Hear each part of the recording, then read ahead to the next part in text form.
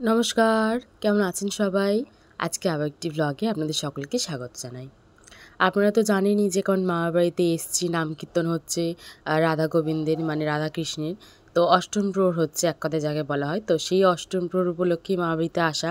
তো সে তো আপনারা জানেনই, ব্লগেও দেখেছেন কেমন অষ্টম প্রহরে ঘুরে মামার বাড়ি থেকে জলেশ্বর মন্দিরে গেছিলাম, পার্কে গেছিলাম, কমলালেবুর বাগান দেখলাম, সব কিছু আপনারা দেখেছেন। তো সেই অষ্টম প্রহরের আজকে হচ্ছে একদম শেষ দিন, মানে লাস্টের দিনকে। তো ধুলোট হবে আজকে। তো ধুলোট উপলক্ষে আমরা সবাই বেরিয়েছি সকালবেলা। এখন প্রায় 10টা থেকে 11টা মতন বাজে। গৌরনীতায় সাজিয়ে নিয়ে বেরিয়ে পড়েছি ধুলোট করতে। আমার ভীষণ একটা ইচ্ছে ছিল যে আমি সবার সাথে এরকম গৌরনীতায় সাজিয়ে নিয়ে ধুলোট করতে বেরোবো। তো এখানে দুজনরা আমি চিনি না, দুজনকেই। তো একজনকে চিনি শুধুমাত্র, এই সামনের দিকে যিনি রয়েছে এই গৌরনীতায়ের মধ্যে থেকে নাকি আমি চিনি। এটা হচ্ছে আমার একটা মাসির ছেলে, তো ওকে গৌরনীতায় সাজানো হয়েছে। তো সকালবেলা বেরিয়েছি, বেশ ভালোই হয়েছে। সকালবেলা তখন 10টা 11টা বাজে তখন বেরিয়েছি। তো সেরকম কিছু খাওয়া দাওয়া আমি করিনি, বাড়িতে শুধু চা বিস্কুটই খেয়েছিলাম, খেয়ে বেরিয়েছিলাম। আর ধুলোটে আমার বেরোনোর খুবই ইচ্ছে ছিল, বললাম প্রথম থেকেই যে আমার বিয়ের আগে থেকে আমার এই ধুলোটে বেরোনোর ভীষণ একটা ইচ্ছে ছিল। কারণ আমি প্রতি বছর মামা বাড়িতে আসতাম আর মামা বাড়িতে এরকম ধুলোট হতো। তো সেগুলো শুনতাম, গানে কোনো যেতে পারিনি বলে একটা মনে মনে কিন্তু একটা খুব ভালো ইচ্ছে ছিল। তো ধুলোটে সবথেকে বেশি ভালো লাগে যে এই গানগুলো, যেই গানটা করানো হয় সেই গানটা কিন্তু মানে এরা যেখানে করছে নাম কীর্তনের দলরা, তো সেই গানটা কিন্তু আমার ভীষণই ভালো লাগে। আমি আপনাদেরকে এই গানটা একবার শোনাবো। তো এইটা হচ্ছে নগর ঘুরতে হয়। নগর মানে প্রায় একটা নগর ধরা থাকে যে এতগুলো নগর, কোনো সময় 8টা বা কোনো সময় 16টা নগর, এরকম করে। আমি সঠিক জানি না কতগুলো নগর ঘুরতে হয়। আপনাদের যদি কারণ জানা থাকে তাহলে আমাকে অবশ্যই কমেন্টে জানাবেন। তো সেই নগরগুলো ঘুরে কমপ্লিট করতে হবে, করে তারপরে কিন্তু যেখানে অষ্টম প্রহর হচ্ছে সেখানে গিয়ে উঠতে হবে আবার। তো সেখানে গিয়ে আবার একটা অন্যরকম নিয়ম আছে, সেটা আপনাদেরকে আমি দেখাবো আর বলবো। তো যখন মাঠের মধ্যে দিয়ে যাচ্ছিলাম তখন কিন্তু এই পটলের বাগানটা দেখে আমি অবাক হয়ে গেছি। এত সুন্দর সুন্দর বড় বড় পটল হয়েছে। তো এবার মাঠ দিয়ে অনেকটা হাঁটার পরে আমরা গিয়ে পৌঁছেছিলাম কিন্তু এই আরেকটা বাড়িতে। তো এই সমস্ত বাড়িগুলো কিন্তু আমরা ঢুকেছি, সমস্ত মাঠঘাট ঘুরে ঘুরেই কিন্তু আমরা গেছি। আর আমার মা বাবা এখানে যেহেতু মাঠের এলাকাটা বেশি, তো আমাকে কিন্তু মাঠটা বেশি করে ঘুরতে হবে। তো মাঠ ঘোরার পরে এটা হচ্ছে আমাদের পাড়াতে এসেছিলো, আমাদের পাড়াতে ঢুকেছিল। আমাদের পাড়ায় যেহেতু হবে না, ওই যে বললাম না একজন মারা যাওয়াতে কিন্তু প্রত্যেকটা বাড়িতে এখানে ওষুধ হয়ে গেছে, মানে এক সাইডের পলটটা 20% সব একদম আর কি ওষুধ হয়ে যায়, কিন্তু আমাদের এখানে হয়নি। তো সোজা চলে গেছে হচ্ছে একদম যেখানে অষ্টম প্রহর হচ্ছে সেখানে। ওই যে আমাদের দুটো গৌরীতে দাঁড়িয়ে রয়েছে, দেখতেই তো পাচ্ছেন। তো এদেরকে কিন্তু এবারে তোলা হবে, মানে ওই মন্দিরের মধ্যে কিন্তু এদেরকে নিয়ে যাওয়া হবে। তাদের মারা আছে, তাদের মায়েদেরকেই সেই কাজটা করতে হবে এখানে। তো এখানে গানটাও খুবই সুন্দর হয়, আমি চেষ্টা করছি একটু আপনাদেরকে শোনানোর জন্য, একটু দেরি করুন। তো এখানে কিন্তু গান ধরবে এবার এরা সবাই মিলে, তারপরে কিন্তু তাদের মায়েরা আসবে, এসে গৌরনীতাইকে তাদের মায়েরা কোলে নেবে, নিয়ে তারপরেই কিন্তু সব নিয়মকানুন পুজো আচরা সব কিন্তু আবার শুরু হবে এখান থেকেই।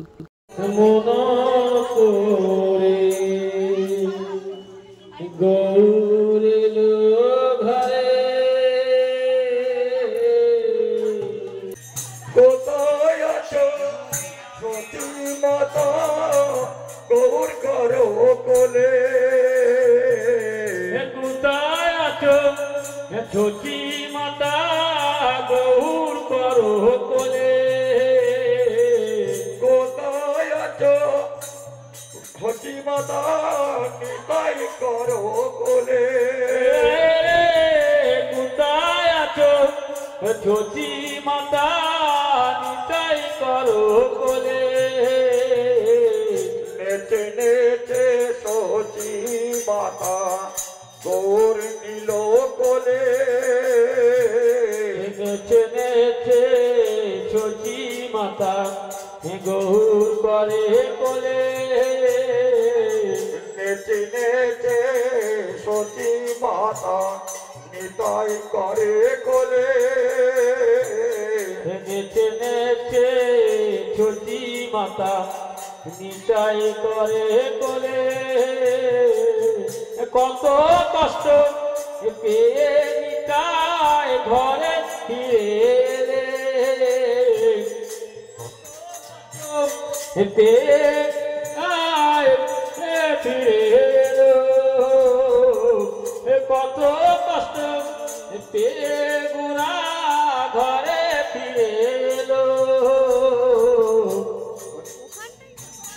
ওদিকে যার যার গৌরনীতাইকে নিয়ে তার মা বাবা কিন্তু ঘরে ফিরে গেছে, আর এদিকে আমিও ধুলট করে বাড়ি চলে এসেছি। মানে গৌরনীতাই বাড়ি চলে এসেছে মানে আমিও বাড়ি চলে এসেছি।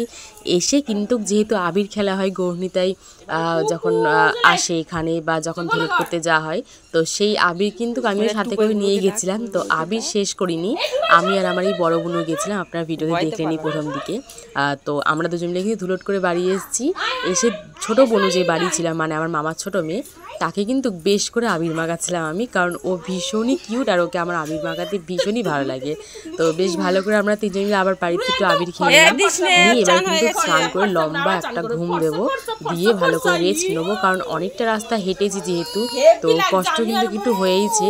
তো সেই কষ্টটা ভোলার জন্য এবার খেয়ে দিয়ে রেস্ট নিয়ে একটু ঘুম দেবো।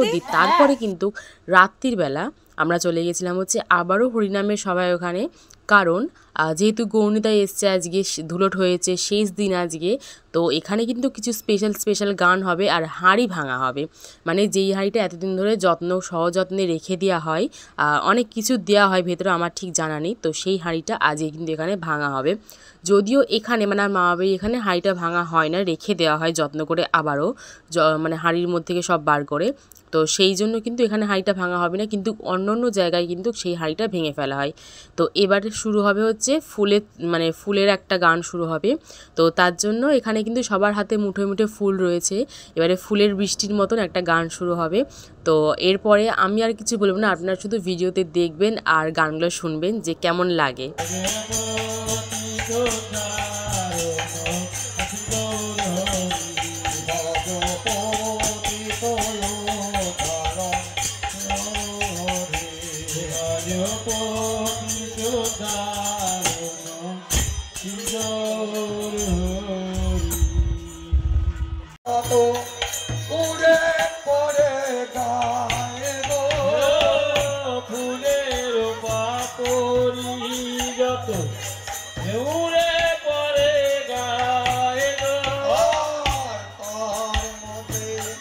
মহাপ্রভু সুখে নিদ্রা যায়, হরে হরে প্রভু আনন্দে সুখে নিদ্রা যায়, হরে হরে। ফুলের পাপড়ি যত উড়ে পড়ে গায় গো,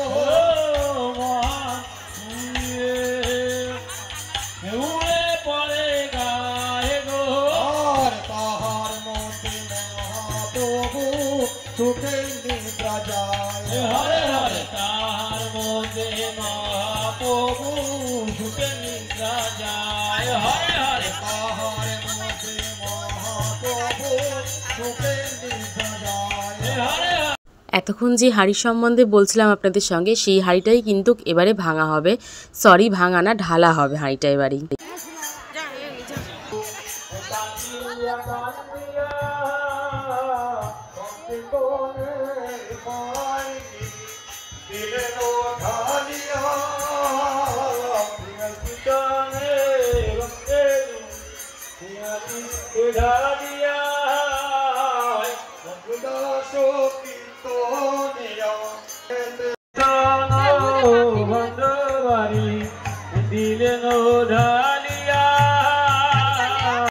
চলুন এক ফাঁকে আপনাদেরকে ঠাকুরটা দর্শন করিয়ে নিয়ে আসি, কারণ এই ঠাকুরের দর্শন তো আর সচরাচর সবসময় পাবো না, কারণ এখানে এই ঠাকুরটা সবসময় রাখা হয় না, শুধুমাত্র এই অষ্টম প্রহরের সময় কিন্তু এই ঠাকুরটা এখানে রাখা হয়। আর রইল কথা হাঁড়ি ভাঙার, হাঁড়িটা এখানে ভাঙা হয় না।